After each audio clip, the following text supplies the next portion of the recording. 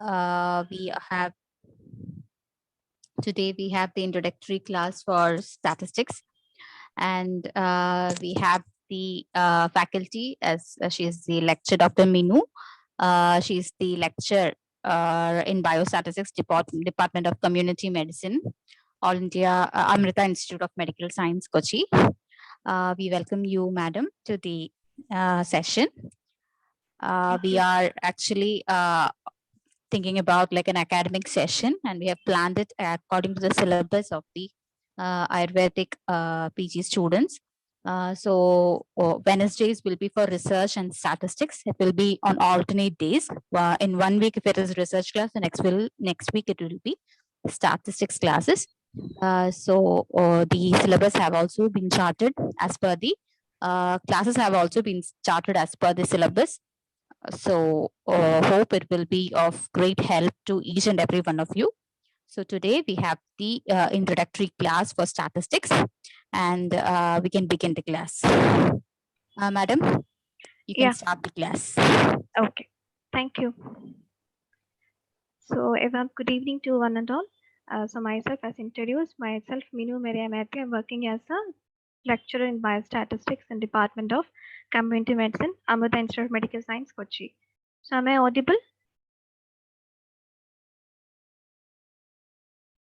Am I audible?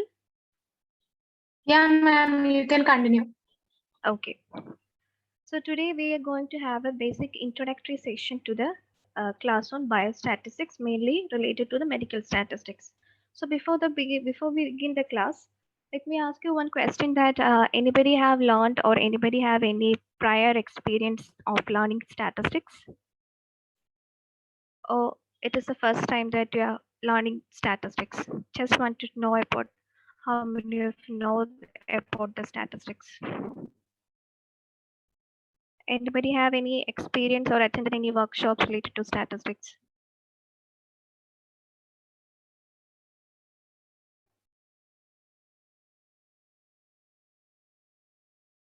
Anybody? No answers?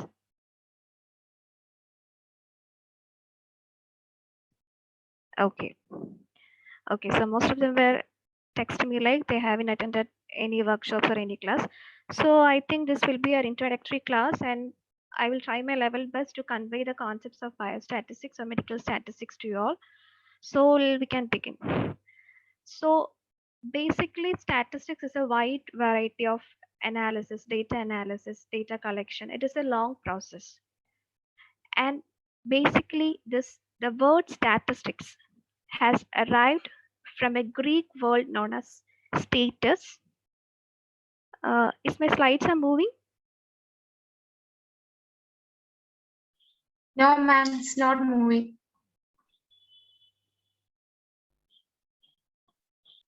Okay, so 1 minute.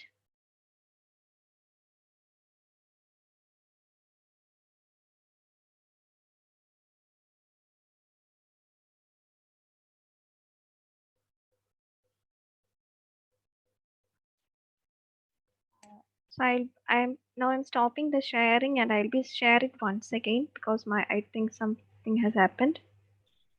Okay.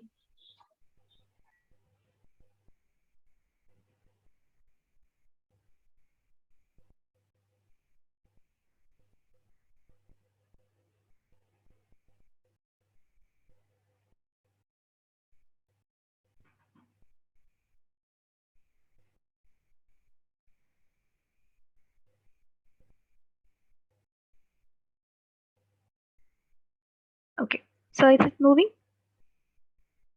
Yes. Okay. So as an introduction, as I told before, the word statistics has originated from a Greek word known as status, and the meaning of that word is itself, it represents it as a meaning like it is state or position. So from the word itself of the statistics, we'll be able to understand that it always represents some position or some positionary values. Okay. And the definition of statistics.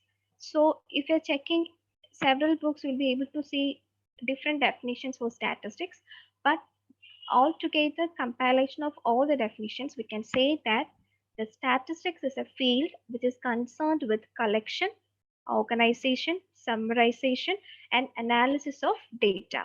Okay, so it is overall a collection, organization, summarization, and analysis of data. And with that analysis and overall collection, we'll be drawing inferences about a part of the sample or about a part of the body from which we are taken to study and making the inference. So overall, we can say like statistics is a process which involves collection of data, organization of the data, summarization, and analysis of data in order to make a conclusion or in order to infer the results into the sample from which we have taken it from the whole population. So this is the overall concept of statistics. So this process involves all the techniques that we are going to learn, that is collection, organization, summarization, and analysis, and making the interpretation to the population that from which we have collected the sample. Okay, so this is one definition.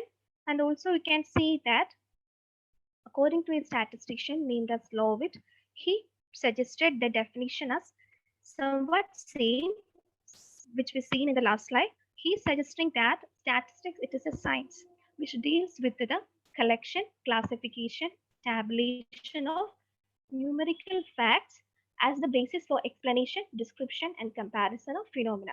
The concept is almost same.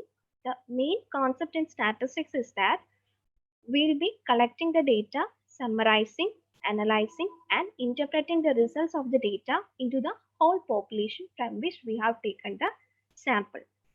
Okay, so let me ask you one question, that what is the need of statistics, or why there is a need of statistics? Can anybody answer, or why we should learn statistics? Anybody have any answers to say, like what is the need for learning statistics?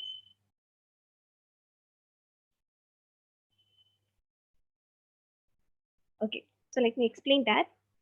For if you take any example, like if you take any scenario, for example, if you're taking the height of two students, or a height of a students in class 10 and height of the students in class 11, and if you're measuring the height of the students in both the classes, we'll be able to understand that the height is now different from class 10 to class 11. It will be different. So there will be some variations present in the both the samples. In order to find out the variation present in that particular sample, we have to apply some statistical methods to find out the variation present in the particular sample. So mainly statistics deals with variation. If there is no variation, there is no use of studying this, analyzing the data, and interpreting the variance. So whenever there exists a variance, we should apply, in order to find that difference, we should apply some statistical techniques to find out the particular difference present in the sample. And we can also say that there is no object, or there is nothing in this world without any variation. Everything is varied from place to place, thing to thing, and time to time. So the importance of statistics is also very much important. So the main thing of learning statistics, or the main, because everything in this world related to variation. So this is the definition which is defined by the statistician named as Lovett. It is a science which deals with collection, classification, tabulation of numerical facts, which will help us to draw information or inference about the population from which we have collected the sample. Okay. Okay. Next is the purpose of sample. Or if you're learning the statistics, or if you're learning the statistical techniques which is involved for whole process of data collection, summarization, analysis, what statistics. So it has been defined that if a person is learning statistics, or if a person knows some idea, or if we have any idea about statistics, then that person should perform the statistical analysis or any activities, and must be able to interpret and communicate that results to one person depending upon the situation. So the main purpose of the statistics, or main purpose of the or the objective of learning statistics is that if a person should do the analysis or apply the statistical techniques accordingly to the situation, and also should be able to interpret the results and communicate the results. Interpretation is also important, and also the communication is also important, because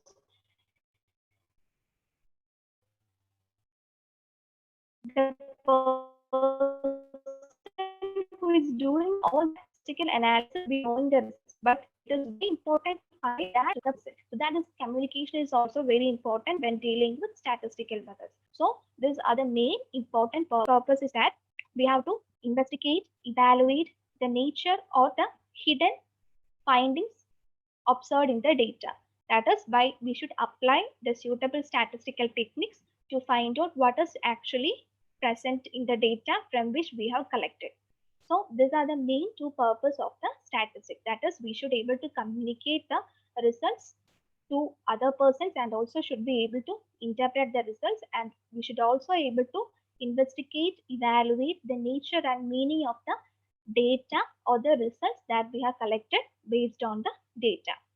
Okay, so the next is basically the statistics is divided into two branches.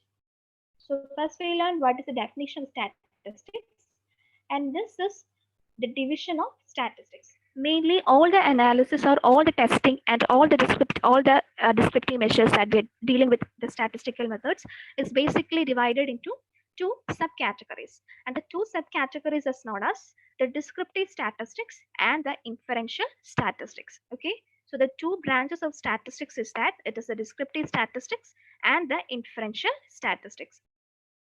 So we can see what is descriptive and what is the difference between descriptive and inferential. So from the word itself, we'll be able to understand descriptive statistics means we are only describing the data, or we are just summarizing the data.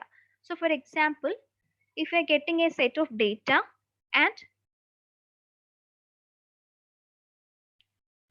so am I not audible? Can you hear me? Ma'am, you can increase a little bit the voice. Okay. So basically, now is it okay? Yeah. Okay. So basically, there are two branches of statistics as discussed, that is descriptive statistics and inferential statistics. So when dealing with descriptive statistics, from the word itself, we'll be able to understand that descriptive statistics means we'll be just describing the data. We'll only presentation or by using some simple statistical measures. For example, will be if you're getting a data, if you're getting a data of 100 patients, then the descriptive, to apply the descriptive statistics means either we'll be calculating the mean of the particular data, the mean, median, mode, and also sometimes we'll be representing the data in terms of graphical representation. So that whole process comes under the category of descriptive statistics. Okay, so descriptive statistics means just we are describing the whole data by using the simple descriptive measures. And when coming to inferential statistics, so from the word itself, inferential means we are inferring something to the some other population or some other thing. So inferential statistics means we'll be drawing the conclusions or making decisions about the population characteristic. So for example, if we're conducting a study, it is very difficult for us to take the whole population and do the study, because it will take it is a long run, and we'll be needing more resources and more time. Everything will need if you're taking a large population.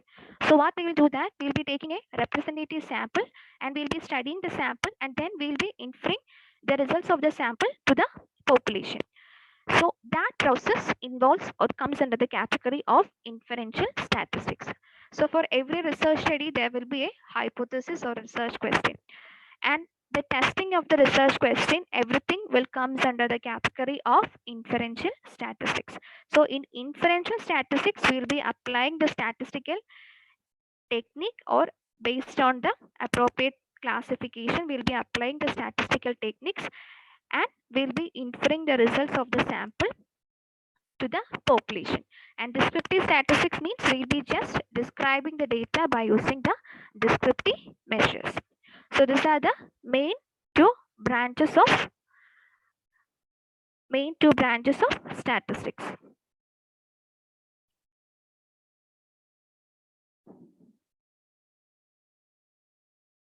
So the next is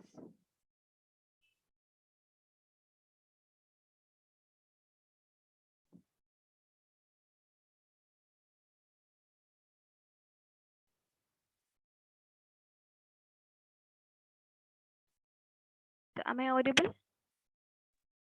Yeah, ma'am, you are audible. And will you please keep the mic somewhat away from you? Okay.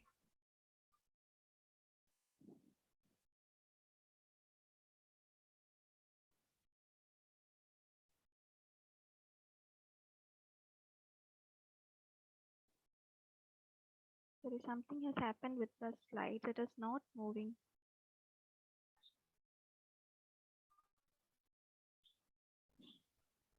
I will once more stop the share and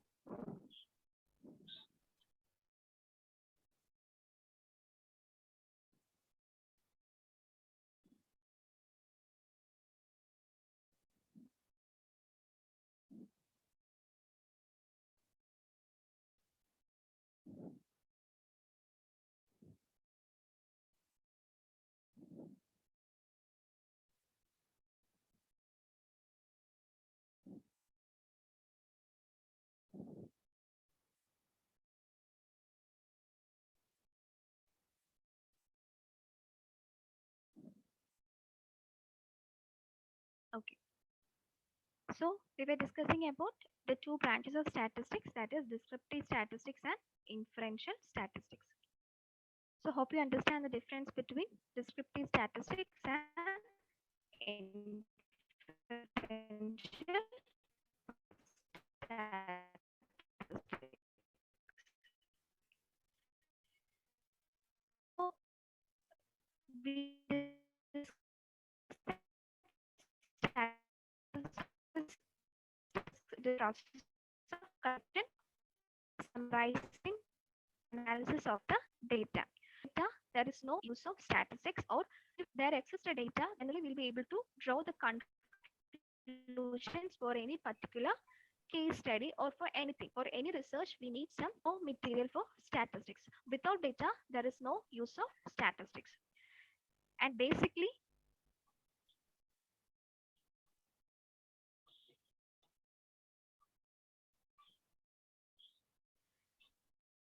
basically, as I told, like the data, it is the raw material for statistics. And basically, the data is of two types. It can be in the form of numbers, that is, it can be in the form of counting numbers, and also it can be in the form of measurements. Okay, so the data can be in form of two types. It can be in the form of measurements, and also it can be in the form of counting numbers. So when we are saying like in terms of measurements, for example, if we're telling, if we're seeing, if you're taking the weight, and categorize Hello, ma'am. It's breaking now. the measurement type of data, because in all those things we are taking the measurements rather than the counting numbers. For example, weight, height. Okay. 1 minute.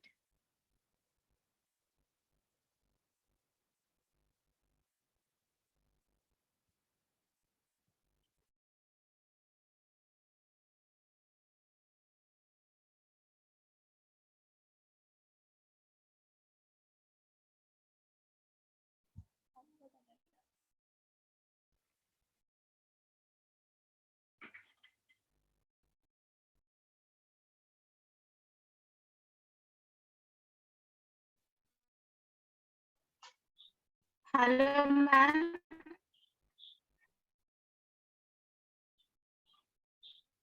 So is it clear? Ma'am, would you please explain the 7th slide also?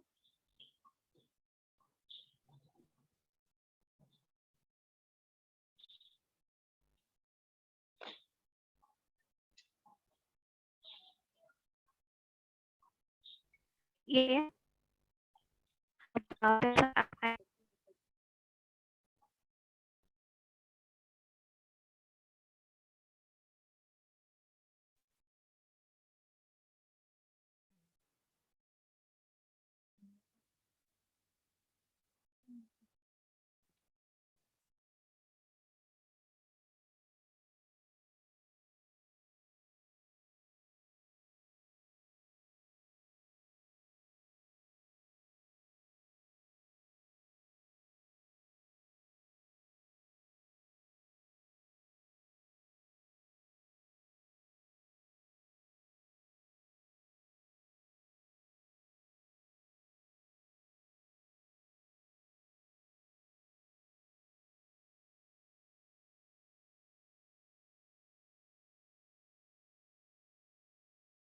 Yeah, ma'am. Okay. Ma'am, would you explain the 7th slide also? Okay. Okay. So is the sound is also clear? Yeah, now it's okay. Okay.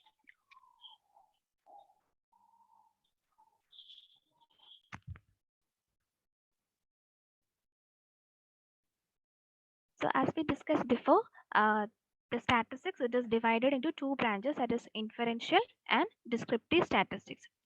And statistics is, there is no meaning for statistics if the data doesn't exist. So data is known as it is a raw material for statistics. Without data, we are not able to use any statistical methods or any statistical techniques. So data is one of the main thing which comes when dealing with statistics. Okay, so when dealing with data, there is also some sub classification. That is, data can be divided into two types. One is when we are taking the data in terms of measurement, and the other is when we are taking the data in forms of counting. Okay, so when we are taking the data in terms of measurement, for example, if we are measuring the height of the students, weight of the students, if we are measuring the BMI, BMI, and if you're measuring the what if you're measuring like the BP levels, cholesterol levels, HP, everything is termed as a measurement. On the other hand, the counting process or the process of counting means the number, a particular number. For example, the number of patients coming into a hospital, or the number of family members in a family, or the number of children in a family can all be considered as a data of the type of counting. So basically, there are two types of classification for data, that is data on the basis of measurement and also the data on the basis of counting. Clear? Am I audible now?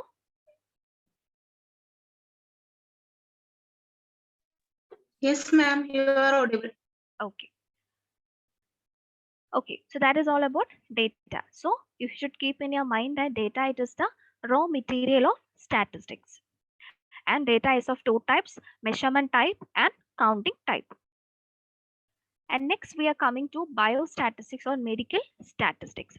So statistics is the process, or it's a something very important thing that we're applying in almost all the fields in the world, mainly in business field, education field, agriculture field, economic field, everything, etc. We'll be using the statistics in almost every field. And particularly if we are applying the statistical techniques related to the medical field or related to the public health field, that is, if we are applying the statistical methods related to the medical data and also related to the public health data, then it comes under the category of biostatistics. Okay, so when we are applying the data in the medical field or related to the public health data, it comes under the category of biostatistics or medical statistics. So in biostatistics or medical statistics, the data that we're dealing will almost, or it is absolutely a medical data, and we are finding, or we are giving the analysis everything based on this type of data. So biostatistics is a branch of statistics which deals with the analysis related to the medical field. And the other thing, and it is also known as the biometry, which means the measurement of life. So basically, if you understand what is biostatistics, it is biostatistics. It is a branch of statistics which deals with the data related to the medicine, medical or public health data.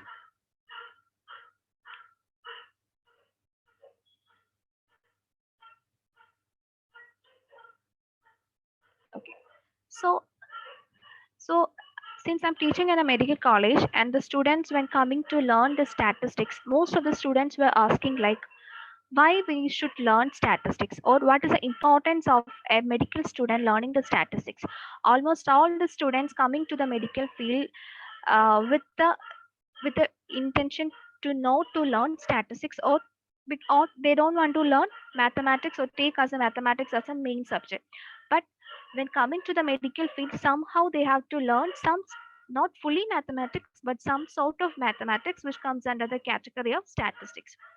The reason is that if you are in a medical field, you should have to apply some statistical technique, because everything that the coming under the category of medical field, we should apply some statistical technique.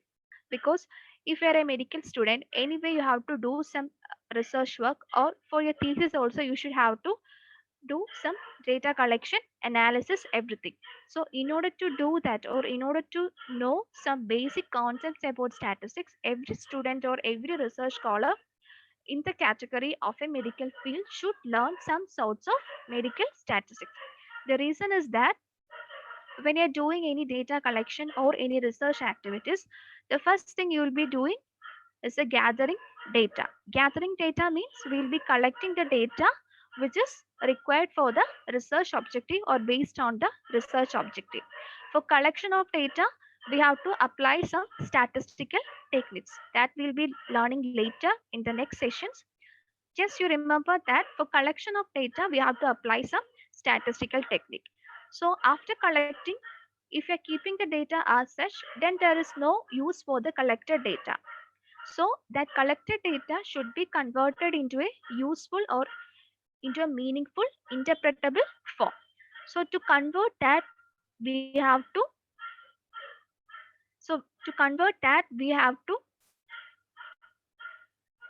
we have to summarize the data, or we have to analyze the data.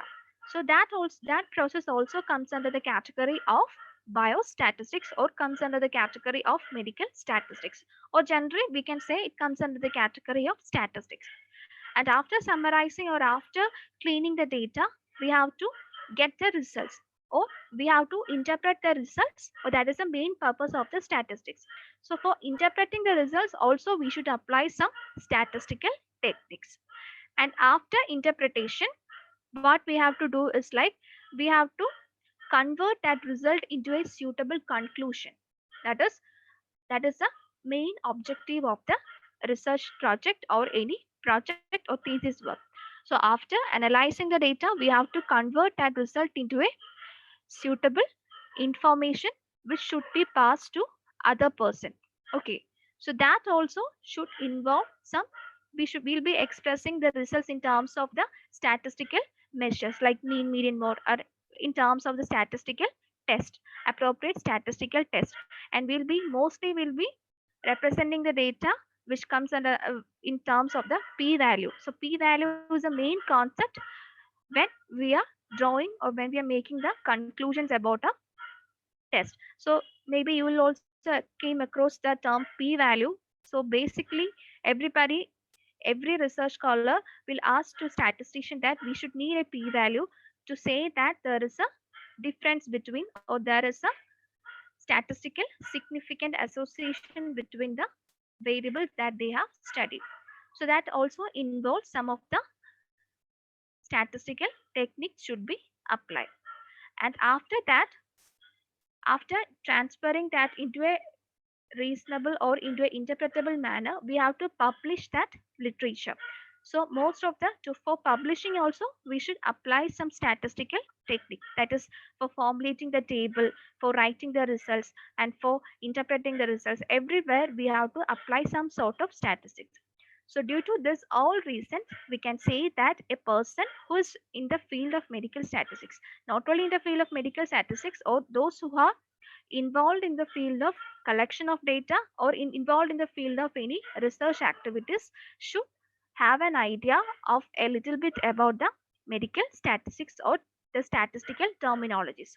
So this is the reason why a student or a researcher who is not at all interested in mathematics should also learn, if he or she is conducting a study or doing any research analysis, research work, should learn some sort of statistical techniques. Clear? Okay. So the next is, as I told before, the data, it is the raw material for statistics. Data is the main source, or without data, there is no use of applying the statistical techniques. So there are different sources, or there are many sources from which we are able to get the data. So here I have quoted some of the basic sources from which we will be able to get the data. So before going to the source of data, basically there are two types of data. So some of you have heard about primary data and secondary data. So primary data means the data that we are collecting directly from the field, or the investigator or the person who is collecting, or the investigator or the person directly collects the data from the field. So that can be called as a fresh data, because the person is itself collecting the data. So such type of data is known as primary data. And next we have secondary data. Secondary data means the data that is already collected by someone. So the researcher or the investigator is not directly going to the field and collecting the data. Somebody has already collected the data and will be reusing that data for our research activities. So that data is known as a secondary data. So there are different methods for collection of this primary data as well as the secondary data.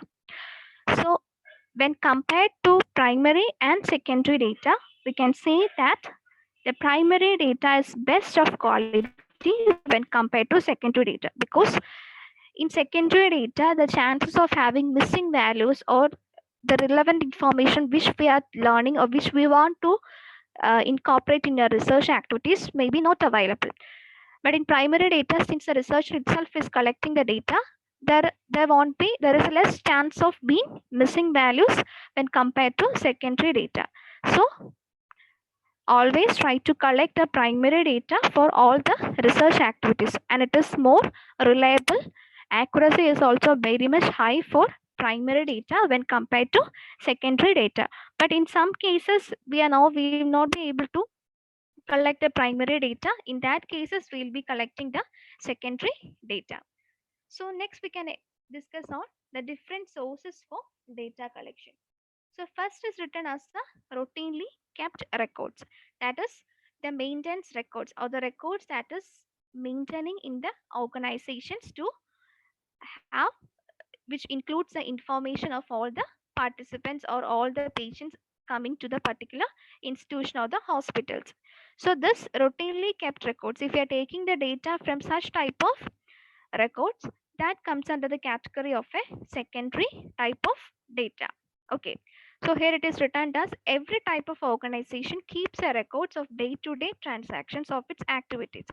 For example, hospital records. If you're taking the hospital records, we'll be able to get a lot of information related to the patient, that is the age, sex, the place of residence, and what the patient has came to for which disease, everything has been, we'll be able to get the results from the hospital records related to patient information. Okay. So if you're planning to do any study related to a hospital based study, then most of them will be choosing a secondary data source, that is the data taken from a hospital records. So that is one of the main source for this secondary data collection. And surveys, next is the surveys.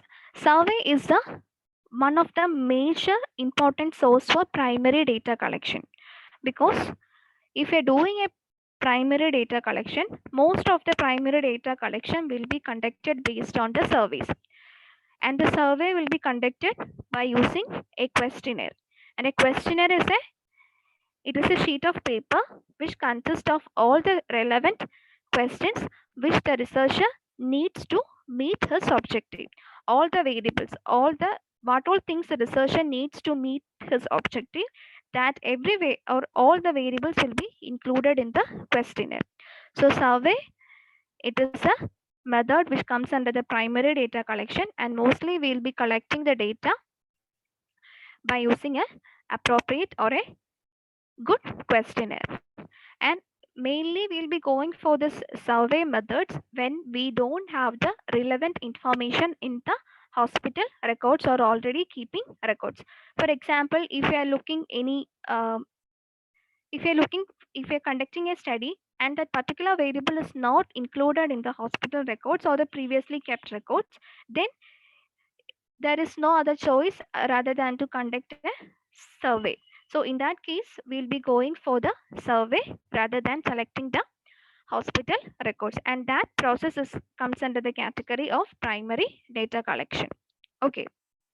So the next type of data collection source is doing through experiments. So experiment means if you want to implement a new policy or if you want to implement any new procedure, then we should do some experiment, and based on the data that we are getting from the experiment, we'll be analyzing, and then we'll be interpreting or we'll be implementing the new policy. So through experiments also, it is very easy for us to get the data. Okay, so that is one of the method from which we'll be able to collect the data. And the next is the external source. External source also is a category of secondary data collection, which we'll be collecting the data from already published journals. For example, if you have any experience in presenting a journal or any other type of statistical techniques involved journals, you will be able to see that in some of the journals they'll be returning that the data for this particular analysis or particular study has been given as a link, or they'll be shared along with the journal. So if that data we can use as a secondary data, and then we can do the rest of the analysis, or we can incorporate some new variables, and then we can do the analysis. So external source means like this journals or published books will also provide some sort of data, that links for the data sources. From that sources we'll be able to get the required data. And also, like, if we want to get the data from surveys, national family health survey, NFHS, then from census, everywhere, or vital events, if you want to have a study on vital events, then we'll be getting the secondary data from the vital registry. Everything from that all can be considered as a source of secondary data collection, which will be helpful for your research activities. So the main thing is that data is the main source for statistical analysis. Clear? And here we discussed the different sources of data collection. We have primary data as well as secondary data, and he discussed the different sources for collection of primary and secondary data. So this is all about the overall introduction of the statistics. So statistics is mainly studied in order to find the difference existing between the samples, and also statistics and the data is the raw material for statistics, and we learn what are the different techniques that we have to use for collection of data. So next we are going to deal with how we'll be representing the data that we have collected. That is, the definition for statistics is first is we'll be collecting the data. So did you remember the definition for statistics? That is, it is the collection, organization, summarization, and analysis of data. So the first part we already discussed, that is a collection of data, how we'll be collecting the data from different sources. Next is the organization. So organization, when coming to the part of organization, there is different ways for organizing the data. Organizing means maybe we'll be collecting the data in form of questionnaires that in a sheet of paper, and after the data collection we'll be entering the data into the Microsoft Excel. Then we'll be cleaning the data in the Microsoft Excel, and then we'll be organizing the data. We'll be making all the corrections, all the codings, everything we'll be making. And after that, we'll be transferring the data into statistical software. Then we'll be analyzing the data. So in the process of organizing and tabulation, there we'll be using some statistical techniques for the suitable representation of the data. So when coming to the tabulation means representing the data that we have collected in forms of a table. So when you are presenting the data in form of a table, we have to keep some key points in your mind whenever you are presenting a data in the form of a table. So the first point is that you have to give a suitable numbering. That is, numbering means you may have seen in the journals which is presented like table number 1 represents the socio-demographic profile of the study participants. So when you are also presenting or when you are also preparing a table, you should give appropriate numbering. So that is the first point should keep in your mind. Then the next is title. Title means it should able to answer these questions, that is what, how, classify, where, and when. So the title you are giving should answer this all questions, or you should give the appropriate title for the table that you are presented. And next point is that you have to the next point is that you have to give appropriate headings for rows and columns. Mainly we'll be preparing the table in forms of rows and columns. So for both rows and columns, you should keep the appropriate headings. And in some cases, maybe you have to give some extra points or extra notes to the column points and for row points. Then in that case, you should use footnotes. And that when you're writing along in the tables and rows, you should apply the footnotes, and then you have to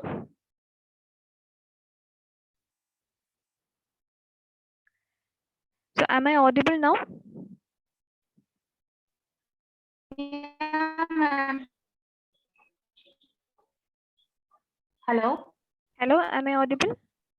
Yeah, you can continue. Okay. So if you are representing something rather than the values or anything other than that, then you should give a footnote at the end of the table to specify what you have mentioned in the table. So these are the elementary points that you should keep in your mind when preparing a table. That is the number, title, column headings, and footnotes. Okay.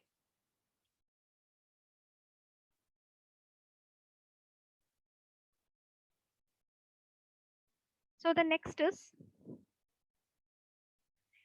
dimension of a table.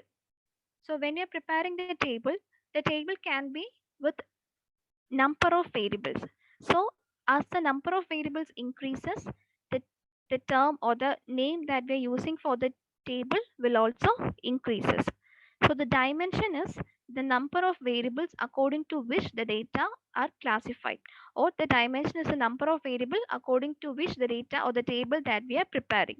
So based on the dimension of the table, we can divide the table into different types: one-way table, two-way table, three-way table.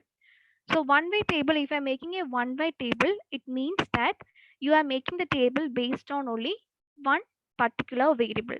Say for example, if I'm making a table with 30 patients or 30 male patients with only one variable, that is HP. That is, if you're preparing a table of 30 patients and the table consists of only HP values, then that comes under the category of a one-way table.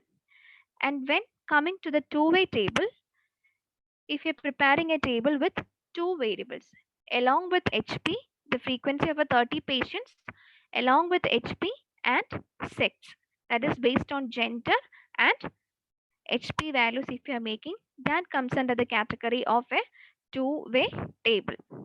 And three-way table means if you're making the table based on three variables, that is HP, sex or the gender and age. So there we have three variables, so that comes under the category of three-way table. Okay, so this is how we'll be classifying the table based on the dimension. Clear? So we have one-way table, two-way table and three-way table. One-way table means we'll be making the table based on one variable.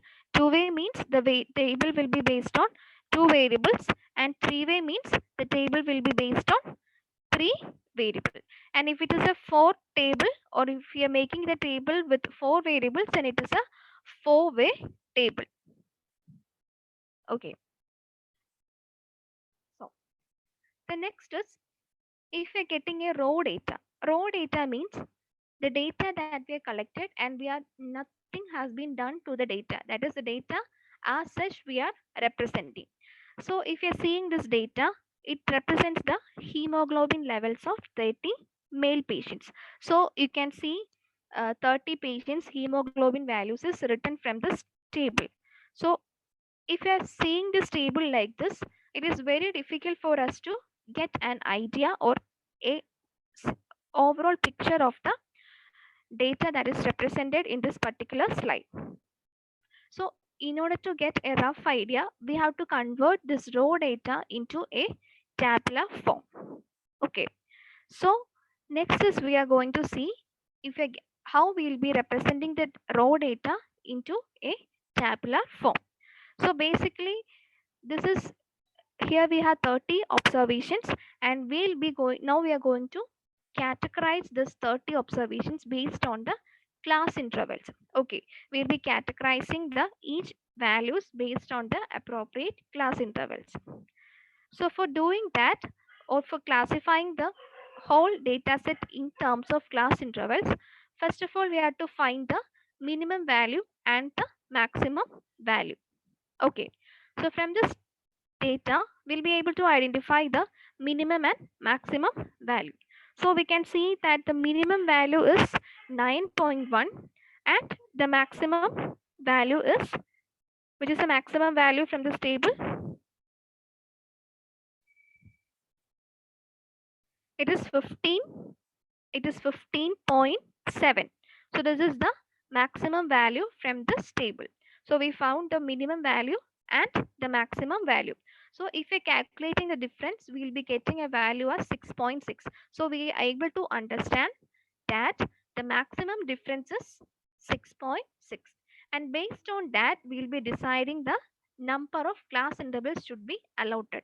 So here we decided to select a class interval or 7 class intervals, and we'll be categorizing all the 30 values based on this 7 class interval. So we decided the class interval, and then we have to decide the width of the class interval. So the class interval means if it is like 10 to 20, 20 to 30, 30 to 40. So the width means 10, 10 to 20. So the difference is 10. Okay, and 20 to 30. Here also the difference is 10. So there is a systematic order for the difference in the width. So that also we should able to decide. On the other hand, if I am making the class interval like 10 to 30, then it should be 30, next 30 to 60, 60 to 90, like that. So the width also should be similar when we are preparing the class intervals. Okay, then after preparing the width and deciding the width and the class interval, we will be preparing a dummy table. Dummy table means we will be preparing a table in the form of tally marks. Tally marks means we will be marking the points based on the how many times it is represented. That I'll be showing in the next slide.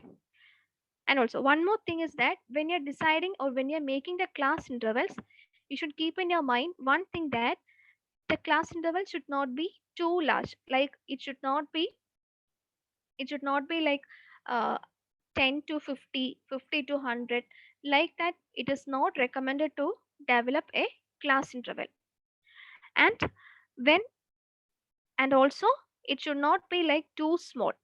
Too small means 1 to 2, 2 to 3, 3 to 4, like that. It should not be too small. It should be, and there should be an appropriate difference between the two levels of class interval. Okay.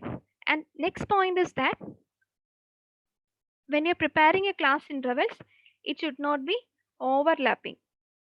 It should not be overlapping. That is, when preparing, it should not be like 9 to 9 to 10, and again 10 to 11, then 11 to 12, like that. It should not be like that. The thing is that if you're doing so, then we are not able to identify the 10 belongs to which category. So whenever you're preparing a class interval, it should be like 9 to 10, then 11 to 12, then 13 to 14, like that. Okay. So these are the points you should keep in your mind when preparing class intervals. Okay. So the next is, after preparing or after preparing all these things, now we are going to make the tabular form of the 30 patients. So that is like this. We decided we will be having a 7 class intervals, and the width of here the class intervals is like 9 to 9.9, 10 to 10.9, 11 to 11.9, like that. So here we can see the width is also same. There is a 0.9 difference for all the 7 class intervals. So like that way we created the class intervals, and then we are going to do the tally marks. That is 9 to, when considering the range 9 to 9.9, we can see in the slide that in this table there is only one value which comes under the category of 9 to 9.9, that is 9.1. Okay, so similarly you have to write all the values which comes under the category accordingly. So then we'll be able to understand. So here the alignment is something different. So we can say that in the class interval to 9 to 9.9 we have one patient, 10 to 10.9 it is 3 patients, 11 to 11.9 it is 6 patients, like that. So we'll be able to get a rough idea about the patients coming to the hospital with this with the hemoglobin, or the 30 patients belong to the hemoglobin value, and we'll be able to understand how many patients are there with the normal range, and so on. So whenever you are getting a raw data, the raw data should be converted into a useful or interpretable tabular form. So this is the basic form of converting the raw data into a tabular form. Okay, so nowadays we are not using this type of tabulation process, because mostly we'll be doing all the analysis in statistical software, and from there we'll be able to understand how many patients are there, how many males are there, how many females are there. All the categorization can be able to understand from the statistical software. So next is, as we discuss how about the definition of statistics, that is summarization and organization of the data. So this is, now we are going to come across the representation or the summarization and organization of the data in forms of graphs. So basically we can distribute, or we can, the distribution of a variable is mainly expressed in 3 ways. That is in forms of tables, in forms of graphical representation, and in forms of measures. So measures we will be dealing in the next coming classes, because the measures means the simple descriptive measures like mean, median, mode, everything. So today we'll be dealing with the tables that we already discussed, like how to represent a tabular form or table representation, and what are the elementary properties that we should keep in your mind when preparing a table, and so on. So now we'll be going to discuss about the graphical representation. Okay. So what are the advantages of having a graphical representation? So the main advantage is that if you're seeing a picture, or if you're seeing an image, it will last in your mind for longer time. as compared to tables, if you're seeing a picture, it will be lasting in your mind for longer time. And also, when compared to table, we'll be getting it is more understandable by seeing a picture rather than a table. And also, we'll be getting an overall picture about the concept by seeing a picture. So when compared to table and figures, the lasting impression is more for figures when compared to tables. Okay, so these are the main advantages of having a tables, sorry, advantages of having diagrammatic representations or the presentation of data in forms of graphs. So next is we'll be going to learn about different diagrammatic representations both for qualitative data and quantitative data. So basically the data is of two types, qualitative data and quantitative data, and the diagrammatic representation for both qualitative and quantitative is different from each other. So qualitative data means the data which we are not able to measure, or we can say like the data which we are not able to measure in terms of numbers, numerical numbers. For example, if we are saying like gender, the classification is male and female. So it is just a labeling. It is not a measuring variable. It is just we are giving a label as either male or female. It is not a measuring variable.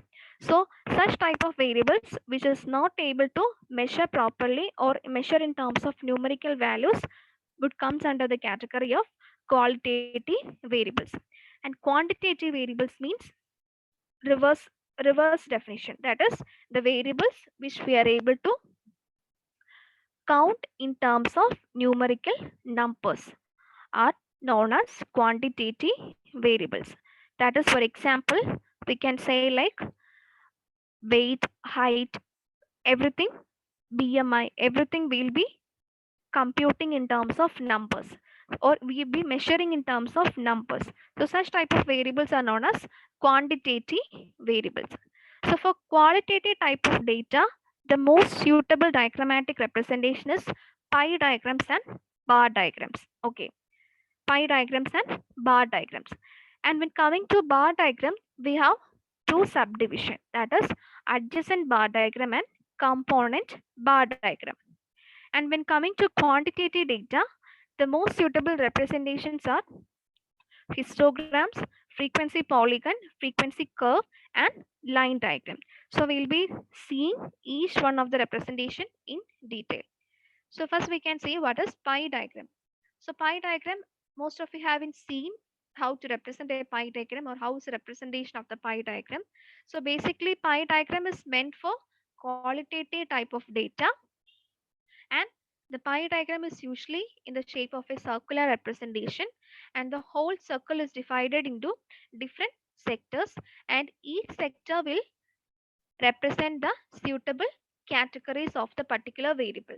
Okay, so that is how we'll be representing the pie diagram. So here you can see a diagram which is of the circle, which is of different colors, and each colors represent a particular categories. Okay, and it is more used for qualitative type of data. And next is how we will be drawing a pie diagram. So here it is an example given. So here we are asked to draw a pie diagram with two categories, that is males and females, and the corresponding total there are 75% or 75 samples. Of the total 75, 32 belongs to females and 43 belongs to males. So how to draw a pie diagram? There is a one formula for drawing the pie diagram.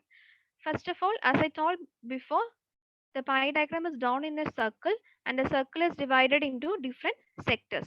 So in order to draw a pie diagram, first of all, we have to find the angle of the sector for corresponding categories.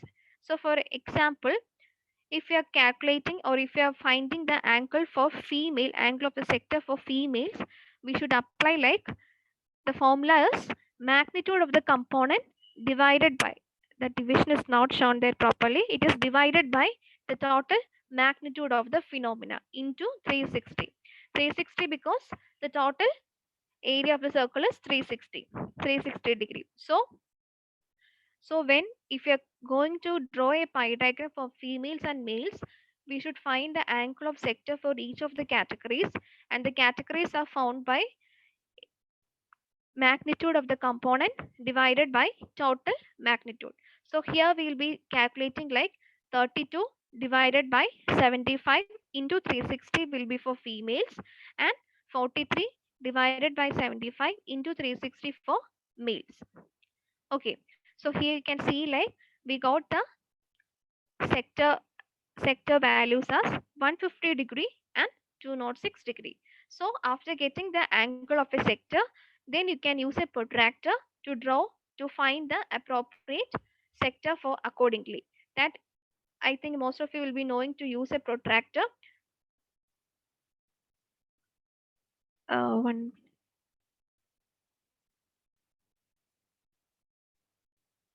Okay, the formula is, it is given in the slide, that is, it is the magnitude of the component divided by the total magnitude of the phenomena. Magnitude of the component divided by the total magnitude of the phenomena. Say for example, if you're taking this example, magnitude of the component means this individual frequency of the category. So here it is 32, and the total magnitude is the 75. So it is 32 divided by 75 will give you the corresponding angle of the sector. So it is shown in here, 32 divided by 75 into 360, which is equal to 154 degree. So we'll be drawing the circles, or we'll be dividing the sector based on this measurement, and then we'll be labeling accordingly. Okay, so that is how we'll be drawing a pie diagram. And whenever you're drawing a pie diagram, so we have seen before, when you're representing a table, you should follow some rules, or we should give some importance to the headings, then labeling, footnotes, everything. So for when coming to the diagrammatic representation also, you should give importance to the labeling, headings, everything, so that we can see as the next. So whenever you are presenting a pie diagram, so this is a pie diagram showing in terms of a ordinal scale, that is for poor, moderate and high. So here you can see that moderate is high with a 60%, high belongs to the blue color with 10%, and the poor belongs to the category of with a percentage of 30 degree. So whenever you are drawing a pie diagram, it is always advisable to give an appropriate title. As for the table, the same should be given for the pie diagram, not only for pie diagram, for all the diagrammatic representation. So there should be an appropriate heading to the pie diagram, and you should also give the labels in terms of percentage, that is the corresponding percentages value should be given in the along with the pie diagram, and also the total number of subjects, that is the n value.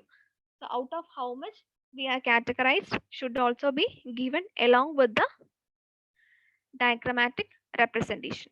So these are the things that you are keeping in your mind when drawing a pie diagram. First of all, you have to find the sector, then you have to divide the circle into different sectors accordingly by using a protractor, and then you should give the title of the diagram, then you should give the labeling, and you should also mention the total number of subjects involved in the study or in the research project. Okay, so this is also a pie chart showing for the those with exposure of diabetes and those without exposure of the diabetes. So we can say that here about 30% of the participants were having diabetes, and the rest, that is 70%, were not having diabetes. Okay, so this is also a diagrammatic representation for depression. So those with depression with severe, moderate, mild and no depression. Okay, so this, when you say this diagram, this is a representation of a pie diagram with several categories. Several means a lot and lot of categories. So it is always, it is very difficult for us to get an interpretation from this diagrammatic representation, because the number of categories is very high. So it is always advisable to not to use pie diagram when we have more than 7 categories. Okay. So whenever you have more than 7 categories or when you have a more number of categories, the use of pie diagram is not recommended. Because if you're drawing a pie diagram with more categories, the diagram you will be getting like this, and it is very difficult for us to get an impression from this diagrammatic representation. And also in one more case, it is not as advisable to use pie diagram.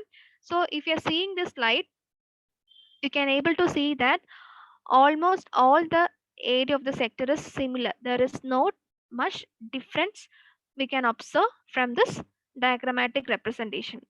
So when there is not that much difference, or when the categories or the angle of the sector is almost similar, it is not advisable to use a pie diagram for the diagrammatic representation.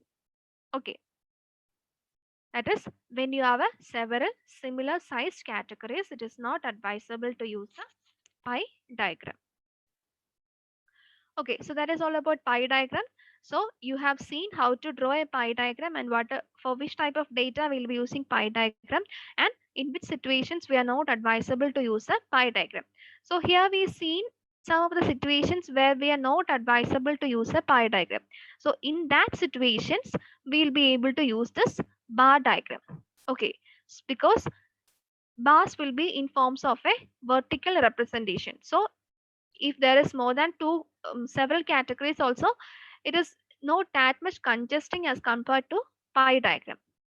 So next is bar diagram. So bar diagram is also a diagrammatic representation used for qualitative type of data, and you can see in this figure, this is a representation for bar diagram, and the bars, see here you can see several bars, and all this bar represents different categories, and the height of the bar, that is the tip, the upper portion of the portion of the bar represents the corresponding frequency of the particular categories. Okay, so this is the diagrammatic representation of the bar, and whenever you're drawing a bar, you should keep in your mind that the bar should be of equal width, that is the size of the bar should be equal, and also there should be gap between each bar. So you can see like node bars are clustered together. Every bar is different from one another. So different from one another means there is a difference in the spacing between one and the other bar. So whenever you're drawing a bar, you should keep in your mind there should be spacing between the bar, and the width of the bar should be equal, and the height of the frequency, or sorry, the height of the bar represents the frequency of the corresponding categories, and bar diagram can be used to represent different categories. Okay, so here also, when this is an example showing a bar diagram for a variable like BMI level, like underweight, normal, overweight, and obese. So here also you can see almost all the width of the bar is same, and the height of the bar represents the frequency or the corresponding percentage. In the x-axis we have taken the percentages, and in the y-axis we have taken the categories. So we can interpret that bar diagram like, so when we are considering the BMI levels, there were about 5.7% of the participants with underweight, and the normal weight was observed among 50s, and the majority were belongs to the category of normal weight, and obese were, or the obese category were about 12.9% of the total participants. So here also, when you are representing a bar diagram, you should keep in your mind, you should give the appropriate labeling should be given, title should be given, and if you have to give any footnotes, it should also be given, and the x-axis and y-axis should be correctly represented. That is, you should mention what is the x-axis, and you should also mention what is the y-axis, and the bar should be equal in width, equal in the size of the bar should be approximately equal, and the height of the bar will represent the frequency of the distribution. Okay, so this is also other diagrammatic representation of frequency, sorry, bar diagram representing the BMI level. So here you can see an increasing trend. That is, here the underweight category is higher when compared to normal, overweight and OPS. So always when you're drawing a bar diagram, it is always recommended to start from the 0 point. That is, when you're taking the points along the y-axis, it should not be like starting from 30, 20, 40 like that. We should always start it from 0 point for both the x-axis and y-axis. So whenever you're drawing a bar diagram, it should be like 0. Starting point should be 0. If it is not like that, the representation would not give an appropriate interpretation for interpreting the result. Okay, so whenever you're drawing a bar diagram, both the x and y axis should start from the point 0. So that is all about bar diagram.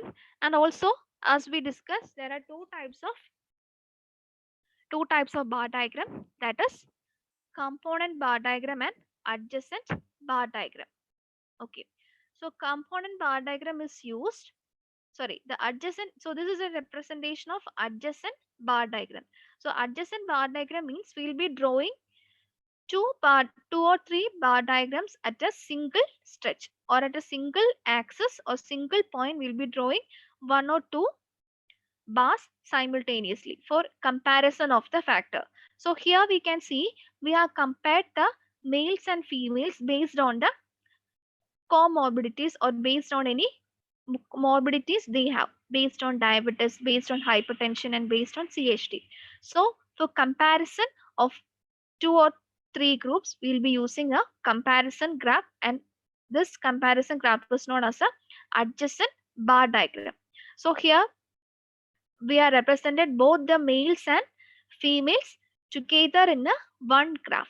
So here we can see this green color represents the frequency of the males, and the an orangish color represents the frequency of the females. So here we can see there were three patients or three participants with male patients with diabetes, and when coming to females it is like five patients, and when coming to males it is hypertension. There were 15 patients with hypertension, and females, when coming to females, there were hypertensive females like 45. Like that, we'll be able to interpret when we are drawing the bars simultaneously with two bars when we are a comparison factor. And also, so this is also the same example showing the comparison of gender based on the comorbidities.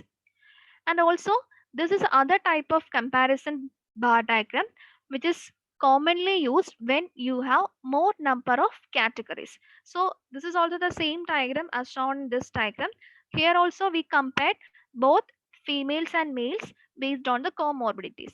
But here you can see that we have drawn two bar diagrams and then compared the males and females separately. But here there is only one bar diagram, and the males and females are compared along in the same bar diagram. So when we have when we have several number of categories, it is recommended to use a component bar diagram rather than a adjacent bar diagram, because I'll be showing one figure. Like this is an example of two different types of representation for same factors comparison among males and females, for drawn in terms of adjacent bar diagram and component bar diagram. So when you're seeing this figure, it is from this itself we'll be able to understand that when the number of factors for comparison is increasing, the adjacent bar diagram is very difficult for us to get an overall picture. So whenever we have a more number of categories or comparison factor, we'll be using a component bar diagram, because that diagrammatic representation is more suitable for getting a overall picture of the diagrammatic representation. Okay, so that is all about bar diagram.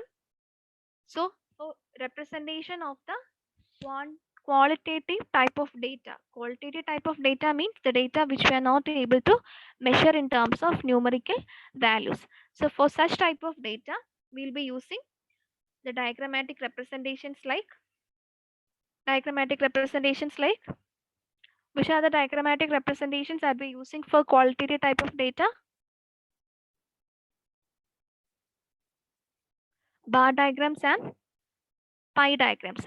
And in bar diagrams, we have other two categories, that is adjacent bar diagram and component bar diagram. Okay.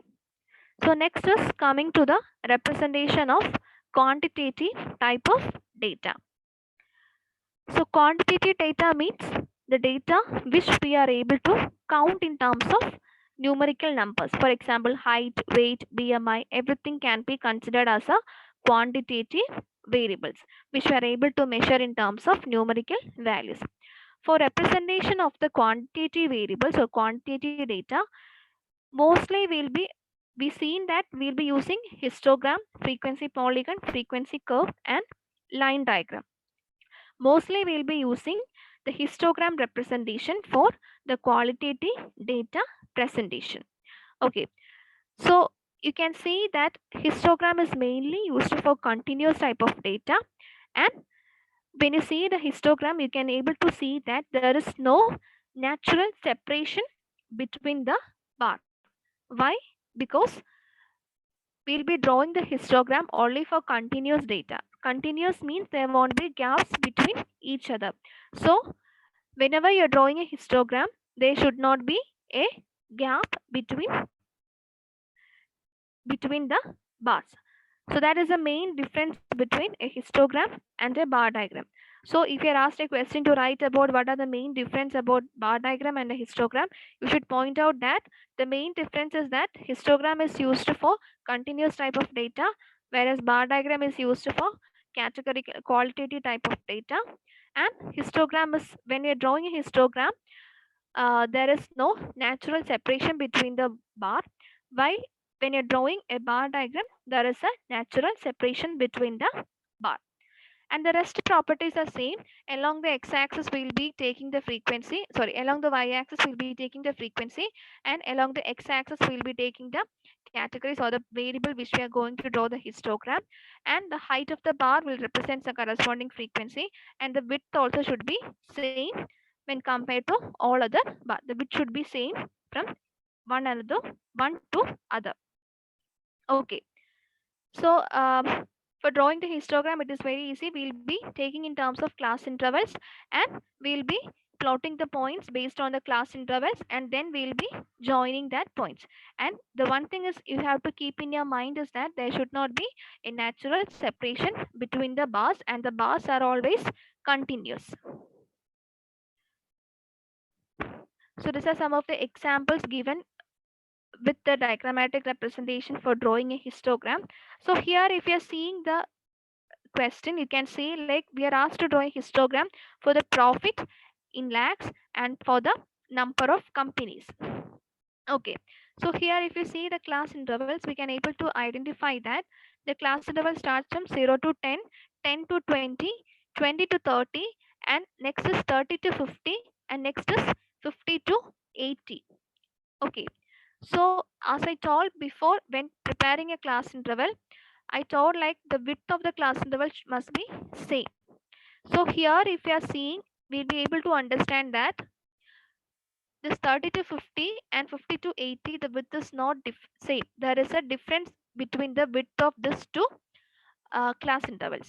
So if you're getting a question like this, the thing you have to do is that, and also you can say like this 0 to 10, 10 to 20 is overlapping. Overlapping means 10 is included, but the thing is that when you're drawing a histogram or for diagrammatic representation, we should take like that because it is a continuous process, and we can't take like it is 11 to 20. It is like, so whenever you're drawing a histogram of a diagrammatic representation, the x-axis you have to take it as a continuous value. Okay, so when you're getting a difference in width when compared to other width of the class interval, the thing you have to give, you have to keep in your mind, or you have to do like, instead of that, the previously the class intervals like was like 30 to 50, so that class interval should be split into two class intervals, that is 30 to 40 and 40 to 50. 30 to 50 means up to 30 to 50 the value is 16. So that 30 to 50 we are dividing into two class intervals, that is 30 to 40 and 40 to 50, and for both class intervals we will be keeping the number as 60 because the whole class interval, that is 30 to 50, the value is 16. So that 16 or the class intervals we are dividing into two class intervals, that is 30 to 40 and 40 to 50 will have the same value as 16. Okay, so similarly for 50 to 80, sorry, not for 50 to 80, yeah, 50 to 80 we will be doing like 50 to 60, 60 to 70 and 70 to 80. So three class intervals we have made for a particular one class interval. Okay, and for all the three class intervals the values will be same or the frequencies will be the same. Then only we will be able to draw a continuous graph, or the width will become equal for all the class intervals. So this is how you have to do when you are getting unequal width of the class intervals. Then easily you can draw the histogram by plotting the points of the number of frequencies. Okay, so this is all about histogram. So keep in your mind that histogram is basically used for continuous type of data, and when you are drawing a histogram there should not be separation between the bar, and the height of the bar represents the frequency, and the bar width also should be the same, or the width, the gaps between the bars should be almost same. So this is all about histogram, and next we are going to the frequency polygon. So frequency polygon and frequency curve is somewhat related. Frequency polygon is that if you are taking the midpoints of the histogram and joining that points by using a straight line, then we will be getting a frequency polygon. That is, if you are taking the midpoints of the histogram and if you are drawing a straight line along with the midpoints, then you will be getting a frequency polygon. So if you are asked to draw a frequency polygon, first of all you have to draw a histogram, and then you have to take the midpoint of the histogram, then join that points by using a straight line, then you will be getting a frequency polygon. Okay, so that is how you have to draw a frequency polygon, joining the midpoints of the histogram. And similarly frequency curve means, frequency curve is also somewhat similar. We will be taking the midpoints of the histogram, and then we are not drawing a straight line.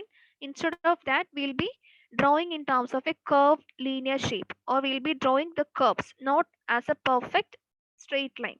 So if you're doing so, then then it comes under the category of frequency curve. So as I told before, both the frequency curve and frequency polygon are somewhat related.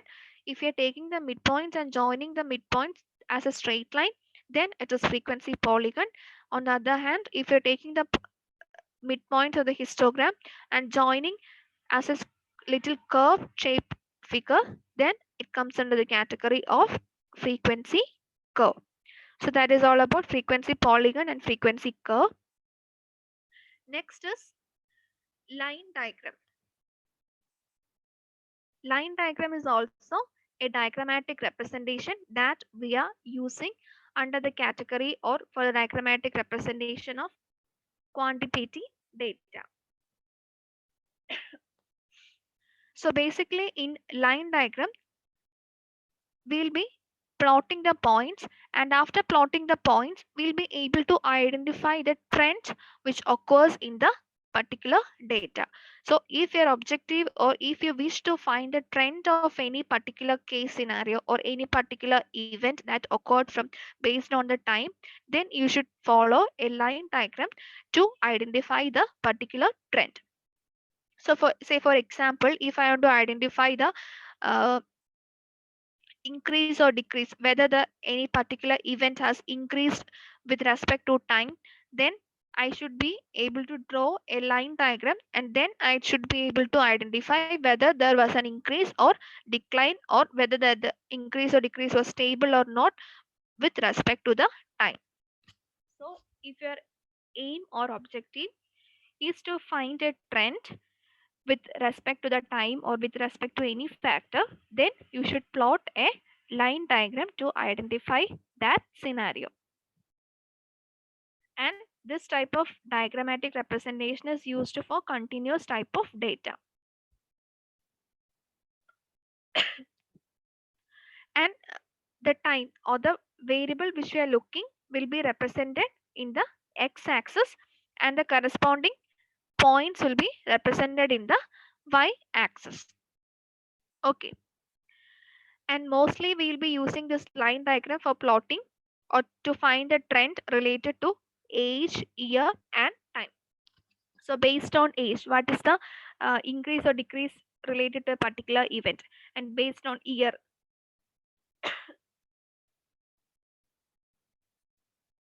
and based on year, what is the increase or decrease related to a particular time, and based on time, as time passes, what is the phenomena that we have observed. If you want to find everything related to that, then you have to use a line diagram. And if you're drawing a line diagram, comparison is also possible. So you can compare the growth of two different countries with respect to the time factor. So such type of comparison, if you want to compare the among males and females, any factor related to males and females, then also we can draw a line diagram, and the comparison is also possible related to the particular factor or the variable that you are studying. Okay, so this is about line diagram. So we came at the last session of the diagrammatic representation, that is a line diagram. So line diagram and histogram is basically histogram, frequency curve, and frequency polygon is mainly used for quantitative representation of the data. And next is we have one more representation. So I think most of you have seen a diagrammatic representation for box plot type of representation. So box plot is mainly, it is a diagrammatic representation which help us to identify the if there is any outliers present in the particular data set. So this is also known as a 5-point summary. So this is how we'll be representing a box plot, and box plot is known as a 5-point summary. And 5-point summary because we have first quartile, first quartile as Q1, second quartile as Q2, that is a median, third quartile Q3, and we have the maximum value and the minimum value.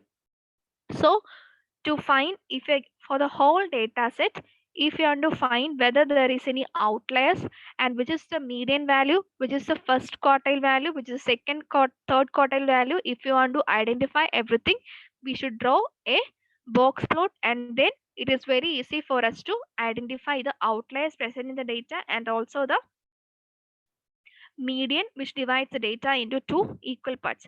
So this all sessions will be coming as the descriptive measures, interquartile range, everything will be coming in the next sessions.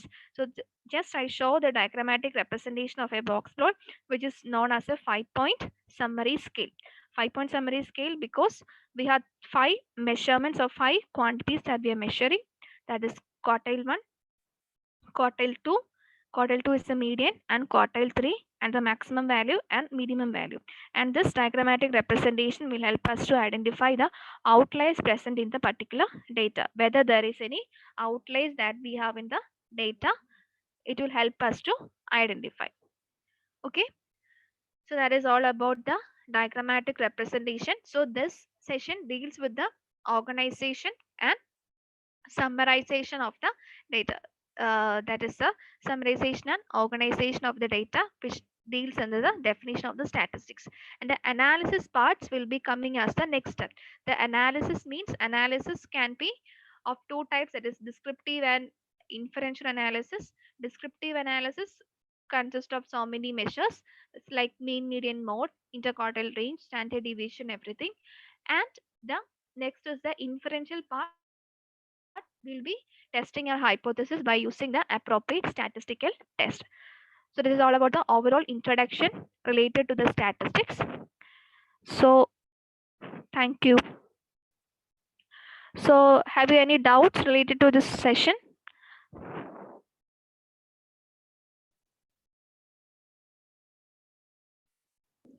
Ma'am, Yes. ma'am, in frequency curve and polygon, ma'am, using the histogram and midpoint join the ma'am. Yeah. And in the curve and there is a straight line. Where it is used, ma'am, both. There is no difference. Only the difference is curve. Only And, yeah, that I told that's what I told. The frequency polygon and frequency curve is almost similar. The only difference is that it is almost similar, but mostly we'll be drawing a frequency curve rather than a frequency polygon.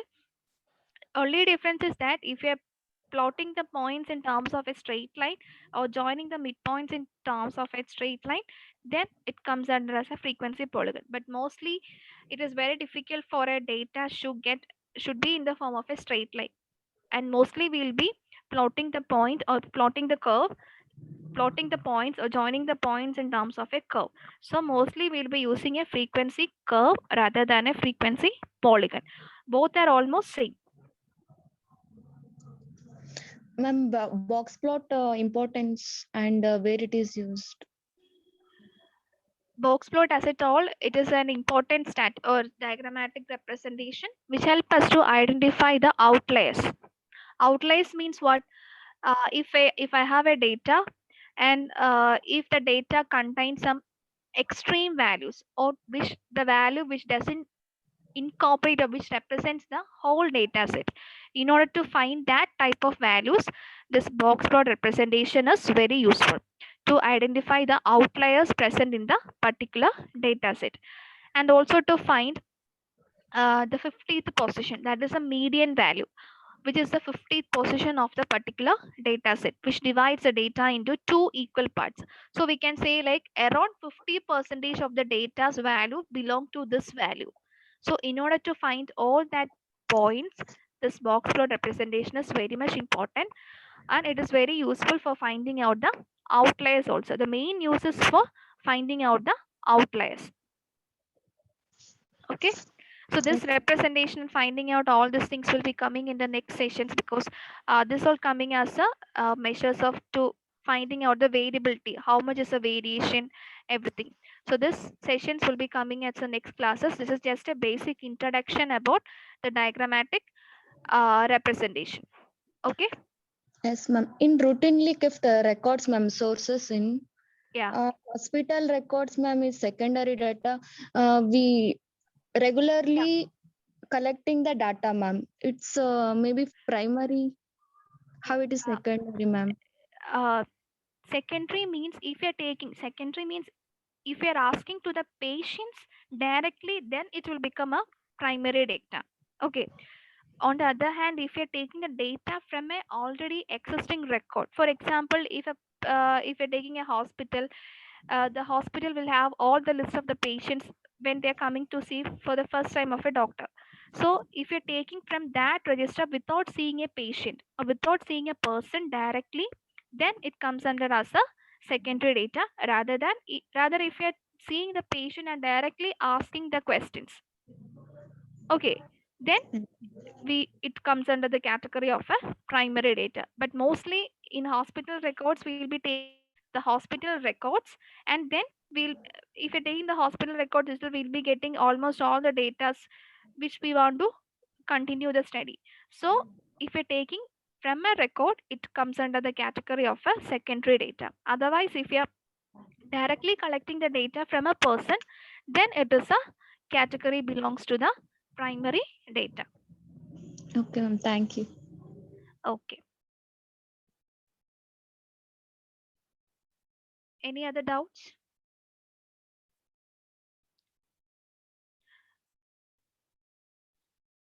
Ma'am, there is a query in the chat box. Difference between cumulative frequency diagram and frequency polygon. Cumulative frequency diagram and frequency polygon. Cumulative frequency means cumulative means what? We'll be adding the frequencies. For example,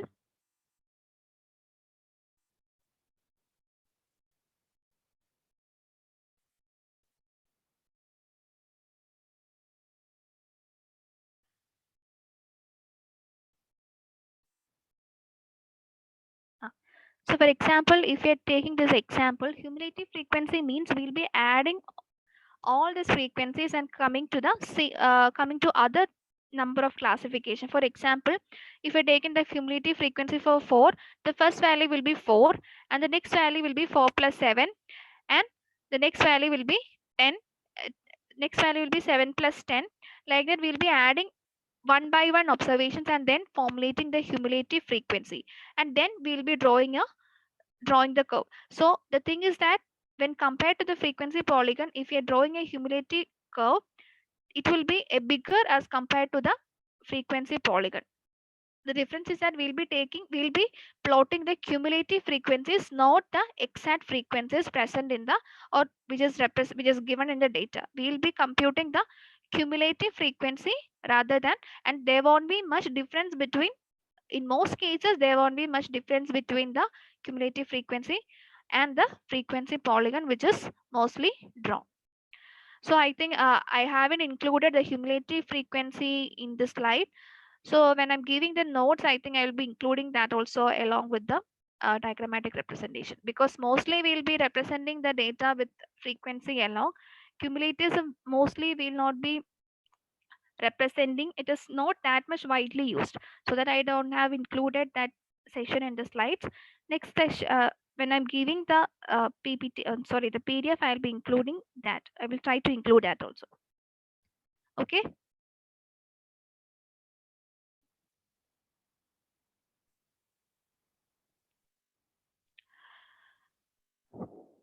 Any more doubts?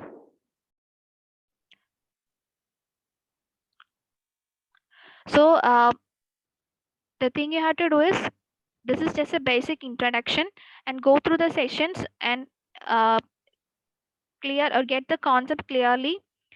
And the thing you have to do is, you have to read some, if possible, you read some any other textbooks or anything, because in the slides I have just put the definition, simple points. But when you're preparing, please try to incorporate more notes along with the notes which I am sharing. Okay, and read all these topics once again, and if you have any doubts, you can ask me when we are meeting in the next session. Okay, so shall we stop? Yeah, ma'am, we can wind up the session. And thank you so much, ma'am. Thank you very much. It was a wonderful session. Okay, so thank you students, thank you all.